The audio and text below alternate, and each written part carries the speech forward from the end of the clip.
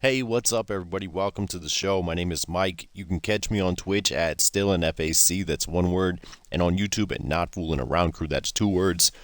Today I've got the 1995 BMW M5. I've got it tuned up. I want to show you everything that goes into the process of how I make my decisions of what I'm going to do as far as upgrades, how I do my tuning, and I'll also give you the share code. If you want to give it a try, it's 333-386-716. Alright, so first let's take a look at the upgrades and I'll explain to you why I choose the upgrades that I choose. First, I start at the conversions because if you do your conversions last, it'll mess up your engine upgrades or your transmission upgrades or whatever. So you always start with your conversions and find out what kind of build you want to make. For this build, I knew I was going to do a purist build here. We were going to keep the drivetrain and the engine. We knew we were going to be the same. So there are no conversions here. You can see that. Keep the stock engine, stock drivetrain, and stock aspiration, which is naturally aspirated. Once you've made that decisions, the next thing to do is to move into your aero, whether or not you're going to use it. We did not use any on this build. Sometimes I will if we need to get some extra grip in the corners. You can start with the rear wing. A lot of times the rear wing will add weight to the car and it adds good handling to the car. So it's a good place to start because it can also take off performance index. So it can lower your PI, it can upgrade your handling. So if you're having a rough time handling the car, put a rear wing on it. We didn't do any of these upgrades. This car handles perfectly. It's 50% weight distribution anyway, so it's one of the rare cars that starts like that. So the next thing to go into is the tires. Basically, you want good tires. I've read to only use up to 2 classes of tires above. I don't subscribe to that. I went ahead and threw on the semi-slick race tire compound. You could have gone as far as to use the slick tires, but with our upgrade constraint being an A800, our performance index, I stuck with the semi-slick race tires. If you needed extra grip, you can throw on the fat front tires and the fat rear tires. There's a big performance, just a jump in the class, a huge jump in the class by upgrading the front tires. Sometimes it's not worth it. It's like a last resort. If you need extra grip, this is the place to get it. And you can see your grip. The best way to see your grip is actually in the lateral G's down there. If you look, you'll see stock tires get you 117 lateral G's at 60 and 1.23 at 120. The fat front tires bump you up to 119, 125. So we start with the stock fronts, and I bumped up the rear tires because it's a rear-wheel drive car. We want to get some traction here. So I bumped it up to this one only because we couldn't get this one. When I had this one on there, it was too much, so we bumped it down to this one after I upgraded the engine. So we went with the 285s in the back, and if there hadn't been enough traction with the car, I would have upgraded those. We chose them before I started the tuning, and the car works just fine the way it is. Same principle, upgraded rear track width, didn't upgrade the front track width. This helps with cornering. If we needed to get lower stance, we were sliding a bit much, it could have gone and upgraded the front track width as well. Keeping it in helps a little bit with turn and response. Kept the stock rims. Onto the transmission, I always upgrade to the race clutch because I drive an automatic transmission, and I always choose one of the race transmissions. Same reason, because I drive an automatic. Now, there's usually going to be 1, 2, 3, 4, 5 of these. So what it is a 6-speed, 7-speed, 8-speed, 9-speed, and 10-speed. And usually one of them isn't labeled. You'll know which one it is because, well, the rest of them are labeled. So you can read here, this one's a 7-speed, this one's an 8-speed, this one's a 9-speed, this one's a 10-speed. Well, how do you know which one to pick? Well, I always pick the 6-speed for 2 reasons. The first reason, it's the lightest. 6 gears is lighter than 7, which is lighter than 8, which is lighter than 9, which is lighter than 10. The second reason is I sometimes will drive a stick shifter on my racing wheel setup, and it has 6 gears. So there's a couple reasons that I like to pick the 6-speed race transmission when possible. Say we tuned this car up and we'd upgraded it where we wanted it, and we were at S1801. Well, then I might come back over here and try and throw the 7, 8, 9, or 10 speed in to see if we can bump it down in class. You see here we're at A800, but if you jump down here to the 10 speed, we're at 799. The truth is, when you tune these cars, you can get the same 0 to 100, 0 to 60, and top speed out of all of these race transmissions. Properly tuned, they all run the same. You want the lightest one when you can. You know, if you need to pick a different one later, then you can do that as well. So the next thing to do is upgrade the differential. Always go to the race differential. I skip over the driveline and come back to it later. So in this case, it's upgraded, and that's because I was able to upgrade it after the engine upgrades.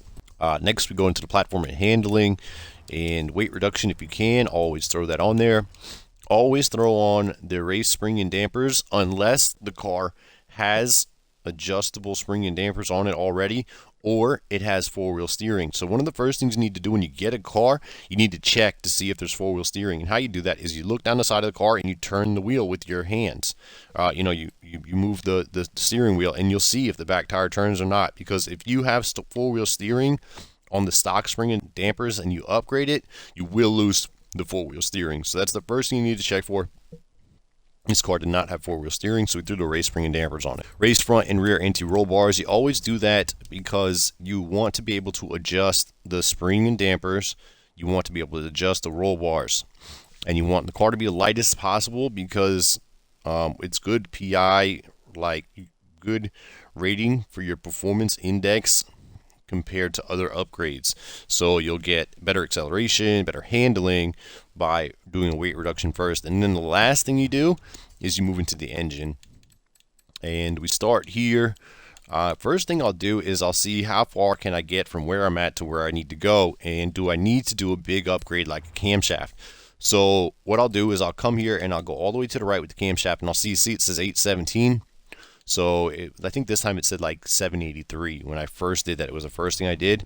And then, so I take it off and I go back and I look. So it says 817 at 8167, right? That's the 0 to 100 time. And I'll take it off, and then I'll go and I'll start upgrading the little components first. I like to do this one, this one, this one, this one, this one, and then we'll move to this one, and this one. And then I'll see, okay, we're at 783, the same as we were with the camshaft. The camshaft ran, let's say, 10 seconds at 783. And when you do all these little upgrades, you'll usually see at 783 with the little upgrades, you'll run 9.9. So it's always better, in my experience, to do the little upgrades first, leave the big ones for last. Now, if you need to throw a big one on, then you need to throw it on. But we always try and do that last. A bunch of little upgrades before one huge upgrade has been my experience the right way to do it. So that's it. That's the engine upgrades. Let's go through them again so I can show you what we did. So it's the race intake manifold throttle body, race fuel system, race ignition, the stock exhaust, the stock camshaft, the race valves, race displacement engine block, the race pistons compression, stock oil and cooling, and the stock flywheel. So those are all the upgrades. Now let's go into the custom tuning, and I'll show you what I did, and I'll talk about why I did it. So what I did for the tuning here, I went straight into the tires first, and I don't know if this is true or not, but I was told that you get better grip at 32 psi. So when you set your tires at 32 for road racing, this is for road racing, better grip for road racing. When you set your tires at 32, they actually heat up, and then they have more psi in it. So I set these at 27, 28, and when you're driving and racing around, they actually heat up and get you to about 32. So that's why we do that. The gearing. So gearing is interesting, and it's one of my favorite things to do. And if you use a race transmission and you use an automatic transmission, I can tune individual gears. If you use the sport transmission, you don't get access to every single gear. I like to have access to every single gear, and I'll show you how I do that. So you only have a few benchmarks here that you can tune with. 0 to 60, 0 to 100, as you can see on the left-hand side, and top speed. So what you do first is you set your final drive. You'll go from wherever it's at to all the way left. and you'll keep an eye on that 0 to 100 time. And eventually you'll find the fastest one here. It's 8812. So that was at 295. And then you'll go down here to your final gear, or whichever gear is rightmost on your RPMs. See, the RPMs are listed on the left. Your red line is across the top, and on the bottom is your miles per hour. So so we set 6th gear or your final gear, whichever gear is to the right, because sometimes your final gear will be off that chart. You won't be able to see it, so you won't worry about that. You'll come back and you'll set the next gear. So you set this one, you try and get it pointed right at the farmost right side where it says 219 miles per hour. You want it to point right at that and at the red line, like almost at that right side. So I'll show you what I'm talking about. I'm going to move this one. You'll see there it is. So now it's pointing there, but that's actually 2027. So I kept moving it to find where it was the fastest, and the fastest was at 2035. Now you want the one that's I'm clicking right on the thumbstick, moving it towards acceleration, so the easiest one to get to. Okay, so that one's right there at 0.88. So now we know we have properly set the final drive, which gives us the fastest 0 to 100 time, which is the only benchmark we care about. We don't care about 0 to 60, we care about 0 to 100. Our fastest 0 to 100 time, we have our top speed properly set. Now, after we do that, you want to make your gears look about right. You want it to have a natural curve to it where it goes, you know, when you shift into the next gear, it goes back into the power band. Shift and goes back into the power band. Shift goes back to power band. Just make it look about right. You're not done tuning the transmission, but you're done for now. So that's what I did. And then, so let's move on to the next one. Here, so what we're using here is 295 final drive, 414 first, second gear, and third gear. Actually, you need third gear to stay the same, because in this car you don't always have to do this. So your benchmark is 0 to 100. This is something for later. 0 to 100 in this car takes 3 gears, 1 2 3. So you already know 1 2 and 3, those 3 gears are set properly because your final drive is set properly, and you already know that's the fastest you can get to 0 to 100 with these 3 gears set where they're at. You cannot get there faster. We already know that. We've checked all that. So now the only gears we need to worry about setting, because we've set 1 2 3 and 6 now, because 6 is already set to the top speed, the fastest top speed that we can get there, and the highest top speed we can achieve. Top speed is a function of horsepower and aerodynamics, and you can only go so fast. So so now we know 1 2 3 and 6 are set properly. The only gears left to set are 4 and 5, and I'll show you how we set them later. Okay, so then we move into the alignment. The first thing you should do is set your front caster all the way to 7. If you read the description over here on the right, it tells you basically if you set your angle high at like 7 degrees, it will keep the tire straight up and down when going straight, and it will allow it to have negative camber when turning, which is what you want. So the first thing you should do is set this here. Then the next thing you do in a rear-wheel drive car is you come to the camber and you set the camber. Now let's keep an eye on, see the 0 to 100 down there? I'm going to move this around and show you what happens. So I'm going to move it. It tells you basically in the description, if you read it, you should set your negative camber at -5 front, or -0.5 in the front, -0.5 in the rear, and adjust from there. I don't do that exactly, but on a rear-wheel drive car, what I'll do is I'll set this all the way to 0, right? Excuse me. And we'll look. You see you're running 8775. That's pretty fast. It's faster than we're running here. I see we're running an 8812. So we go to 88. So that means your tire is completely flat on the ground, which is great for going fast in a straight line. So, but we want to put a little bit of angle on it for when we're turning. So what I did is I go negative as much as I can while keeping it at 8775. We couldn't, so it went immediately to 8794. So then I kept going over to the last 8794 that I could find. And that was there. So basically what I figured out was it still wasn't enough. I drove the car around a bunch and the back end was sliding, so I wanted to put some more camber on the rear tire. So I moved over this way, and you see now it jumps up to 8830. I kept going, and you'll see the final one I landed at, these numbers are changing a bit from when I picked them. That's interesting.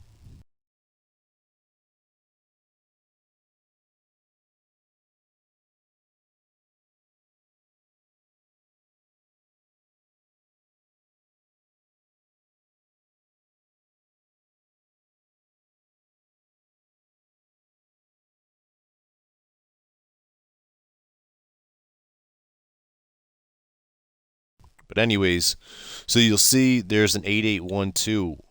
Man, it almost makes me want to reset it over here at this other 8812. Where is it at? You sneaky bastard. Where'd you go? There we go. You could try setting it there. So basically, I had it at negative 0.5, and then I moved it over here to where I have it at, because what this does is, like I said, your tire is sitting flat on the ground, and it's really good for going straight, but we're not trying to go straight all the time. We want to turn. So basically, you want to find your goal here for setting the rear tire in a rear-wheel drive car is to get it flat, get it fast, and then actually take it off a little bit. So the fastest time you can get, you want to back off of that a little bit so you have some angle on the tires. So that's how I landed at 1.1, and then this was whatever it was at. I just moved it back to the right as much as I could while keeping it still fast. And it's funny that these things have all changed since the last time I was in here. So I would actually probably set this at now. Yeah, okay, so what you're seeing is there is no change, right? So what that means is we don't get any advantage to move this to the right. So what I did is I kept it with the most angle on it as possible. And these things are all changed since I did it. This is so fucking weird. Alright, so basically, I don't know what happened there, but that's where it's at. That's how you check that. You check your front camber, and usually the 0 to 60 times, 0 to 100 time will change by moving this around. I have no idea why it's not changing now. But you want to pick the one that gives you the most ability to turn with the most speed. So if that's, if that's over here, I don't know. I would keep it to the leftmost. Okay, so for the top one here, for the front one, especially in a rear-wheel drive car, you want to keep it as left as you can without messing up your 0 to 60, 0 to 100. I mean, theoretically, I guess we could go all the way this way. It's not fucking up nothing, but it did last time. No, see, now it's changing. So you could theoretically go to that much. Man, I wouldn't do that, though. Maybe I'd pick somewhere in the middle if I were you. But anyways, that's the process for that. I don't know why it's doing what it's doing right now.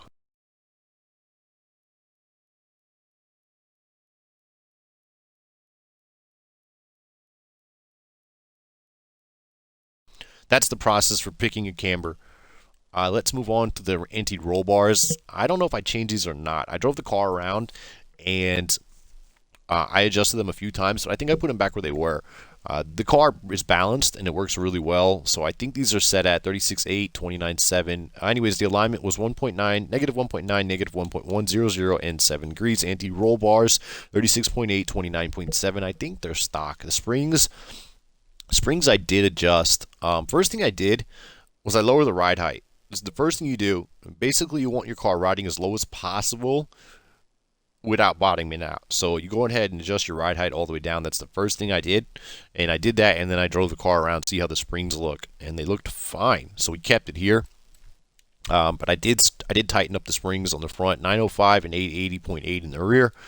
Damping, I think what happened here, it tells you to set your bump stiffness to 2/3 of your rebound stiffness, and I think so what I did was I took the 11.5, I multiplied it by 0.667, and that's 7.6, and then I took the 12.1, I multiplied it by 0.667, and that's 8.1. That's all I did there, and it seemed to work, so we didn't adjust it further than that. Aero braking couldn't adjust. Differential, I took the deceleration all the way to 0, so that means your tires, when you're off the throttle, can spin at different rates, and the more they can spin at different rates, the more you can turn. So 0 is where I set it at. I didn't have any problems accelerating, so I didn't adjust this number. So let's take it for a spin, and I'll try and show you the rest of the process for adjusting your gears, and anything else that comes up I'll show you. Oh, yeah, and then the share code for this tune is 333386716. It is my fastest A-Class Rivals time at Horizon Mexico Circuit. I just said it with this car, so it's fast. Okay, so let's move forward on. I'll take it for a spin, and I'll show you what I look at when I'm looking at the telemetry. If you need to turn your telemetry on, I'll show you how to do that. So you come into the settings, you go over to advanced controls, and you come down here to switch ANA telemetry TTS. So it's naturally on ANA. Turn that to telemetry. All right, we're going to go to the highway first. I'll show you how to set the rest of your transmission. Basically what you want to look at, we already know for this car that 1, 2, 3 are set properly because it takes you to third gear to get to 0 to 100. We know we have the fastest 0 to 100 time because we set the final drive to give us the fastest 0 to 100 time. We know we have the fastest top speed because we set our top gear at the fastest top speed. So the only 2 gears left to set are 4th and 5th. So what you do is you turn your telemetry on, you come over here to the general tab, and you'll see the horsepower torque. So let's just drive down the highway, and you're going to keep an eye on your horsepower numbers. This car goes up to 455, and then it shifts. So here at 4th, well, I'm already into it, but what you should be watching is these naturally aspirated cars are different than forced induction cars. The naturally aspirated car will have a lag before it gets back up to full power. So basically, what was happening before, and it's not happening now because I fixed it. So basically what was happening is we were shifting out of 1st, we were going into 2nd, and we were shifting into 3rd, and we already know those are set properly. But shifting from 3rd into 4th, look at it now, drops down to 400 horsepower. Okay, that's because I set it to drop down to 400. This thing goes from 400 to 455 now in 4th and in 5th, and then in 6th it does what it does because 6 is set properly. But before, it was dropping down to like 350, so that's what I did. I went over to the gearing, and I tuned it so that the RPMs were higher. So I came down here to 4th gear, and I just adjusted it till it stopped dropping out of the 400s. And that's how I ended up with this bottom line here. So if you look, you'll see the bottom of my gear moving. See that? Well, that's your RPMs. The RPMs are on your left. So I set it to right there, and I said, that looks like about the right spot. And then I set my next gear at the same spot. So when it shifts into this gear, it only drops to 400 horsepower instead of when it was over here, or when it was over, shit, wrong gear. When it was over here, it was dropping to like 350, and that was no good. It was slowing us down. I was losing. When I shifted into 4th gear, the other car was running away from me. So we go back over here and we adjust them so they both have good RPMs when we shift into them. That looks like a good one right there. And that's how you set 4th gear, and you do the same thing for 5th gear, and 6th gear is already set. That's how you should be tuning your transmissions. Alright, so now that that's shown, I can always get into that later in depth if you want to, talk to me about individual transmissions. They're not all that cut and dry. And tuning a forced induction car is completely different because they almost immediately jump back into the power band. It will depend on the car. Some are easier to tune than others. This one was fairly simple and straightforward, which is why it's a good car to show you guys what I do. Let's get over to the Horizon Mexico circuit, and I'll show you the rest of the telemetry items that I work with. Let's start arrivals. This is my best rivals at A800 with an automatic transmission. Is right there, 107.434. That's set with this car. Alright, so the first lap in any lap that you're doing is never going to be competitive. Your tires need to heat up, car needs to get ready. So what I like to do for the first lap is I come over here to the suspension and I just drive around and I watch. I want to make sure that it doesn't bottom out when I slam on the brakes or when I step on the gas. It's not hitting the top or bottom. And then I just drive around. You're going to see there's a bump here in the track where it gets really low in the front.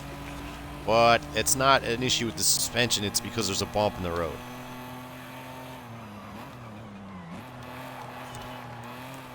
So you just take a lap, you keep an eye on your suspension. That'll tell you if you have issues. If you do, you might need to tighten your springs, you might need to tighten your bump damping, your bump rebound. There's a bunch of different ways that you can adjust your springs from bouncing around if they're bouncing around too much. But basically, you'll see that this one isn't bouncing around too much, so that's good.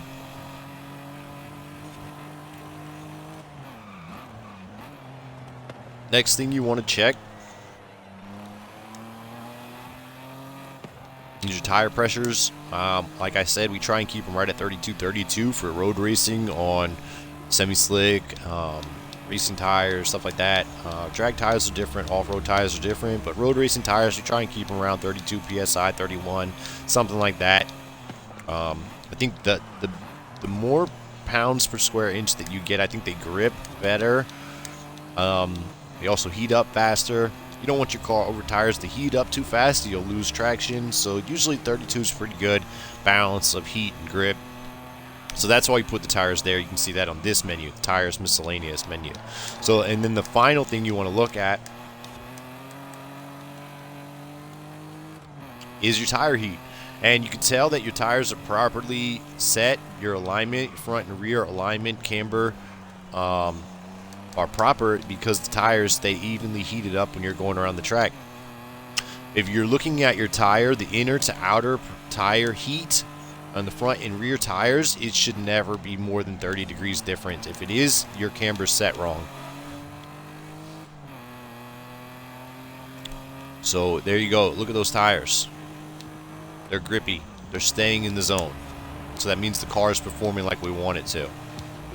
And that's it. The next thing to do is do some laps.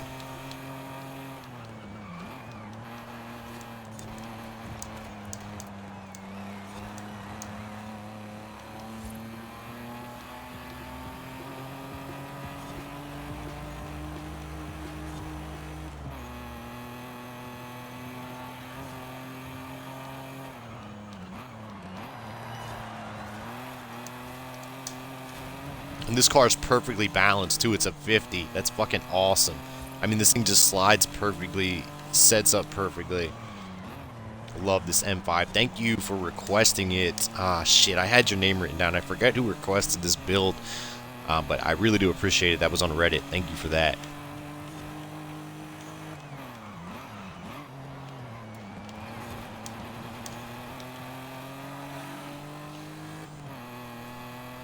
That car that we're chasing right now is my best time.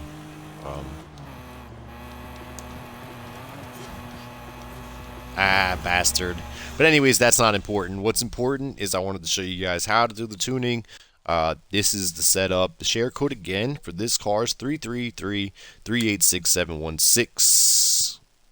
My name is Mike. Thanks for watching. You can catch me on Twitch at still NFAC. That's one word, and on YouTube at Not Fooling Around Crew. If you like the tune or you like the videos, please leave a like on YouTube. And if you want to discuss tuning with me, you can always catch me on the Not Fooling Around Crew Discord server. I'm always open to having tuning discussions. Every time I talk to someone about tuning, I become a better tuner myself. Not everything that I say is going to be perfect for every car. I do not think that I'm the only person with answers here. So if you have a different angle to take while tuning, please let me know. I'm always willing to learn. So thanks for watching, and I'm out.